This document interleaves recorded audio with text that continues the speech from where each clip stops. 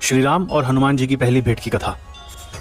जब श्री राम और लक्ष्मण सुग्रीव के ठिकाने की तरफ बढ़ रहे थे, तब गुप्तचर ने सभा में जाके जो समाचार सुनाया कि 2 वनवासी शस्त्र लेकर हमारी तरफ आ रहे हैं। यह सुनकर सबके मन में शंका हुई कि यह लोग क्यों आ रहे हैं और कौन है। फिर कुछ भी करने से पहले यह जानना जरूरी समझा गया कि इन दोनों की पहचान कर ली जाए।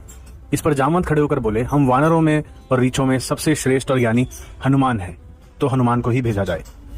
सुग्रीव की आज्ञा से हनुमान जी ने एक ब्राह्मण मुनि का वेश धरा और उस जगह पहुंच गए जहां पर से लक्ष्मण और श्री राम आ रहे थे। सबने एक दूसरे को प्रणाम किया। उसके बाद हनुमान जी ने संस्कृत में उनसे पूछा कि आप लोग यहाँ क्या कर रहे हैं इस वन में। इस पर श्री राम ने जवाब दिया कि हम सुग्रीव से मिलना चाहते हैं।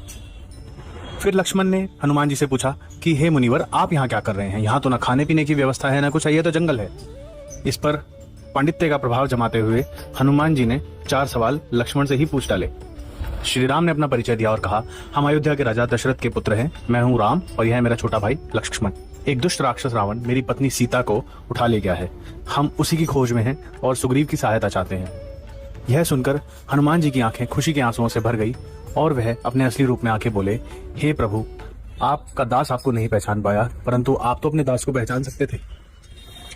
इन आंसुओं का कारण था कि भगवान सूर्य ने हनुमान से कहा था कि वह शिव जी के अवतार हैं और उन्होंने श्री राम की सेवा और भक्ति के लिए ही जन्म लिया है। तो जब श्री राम से हनुमान जी का मिलन हुआ तो हनुमान जी भावुक हो गए। फिर दोनों गले लगे, एक दूसरे से मिलकर सब बहुत प्रसन्न थे। लक्ष्मण भी गले लगे। फिर श्री राम कहने लगे कि क्या तुम हमें सुग्रीव के पास ले जा सकते हो? फिर हनुमान जी ने कहा, अवश्य, परंतु ऋषामुख पर्वत थोड़ा दूर है। आप दोनों मेरे कंधे पे विराजमान हो जाइए और हम ऋषामुख की तरफ उड़ चलते हैं। ऐसा ही हुआ। हनुमान जी ने अपना आकार बढ़ाया और वह सारे ऋषामुख पर्वत की ओर चल पड़े।